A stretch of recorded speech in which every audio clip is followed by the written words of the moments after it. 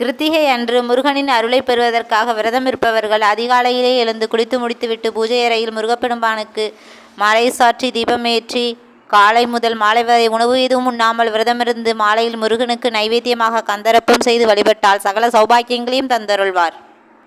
அன்று நாம் கந்த சஷ்டி கவசம் கந்தகுரு கவசம் ஏதாவது ஒன்றை பாராயணம் செய்யலாம்.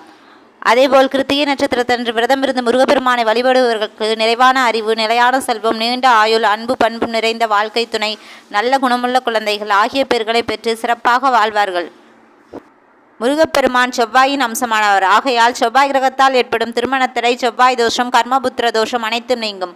கடன் தொல்லை அடியோடு நீங்கும். நம்பிக்கையுடன் முருகனை பிரார்த்தனை செய்தால் சகல நலன்களையும் பெறலாம். அன்பர்களே, இந்த வீடியோ உங்களுக்கு புரிஞ்சுதுன்னா கமெண்ட்ல சொல்லுங்க. உங்களுக்கு முருகரை பிடிக்குமா? இந்த வீடியோ பிடிச்சிருந்தா லைக் பண்ணுங்க, ஷேர் பண்ணுங்க, சப்ஸ்கிரைப் பண்ணுங்க. பை பை ஃப்ரம் சக்தி சிவா. வெற்றிவேல் முருகனுக்கு அரோகரா.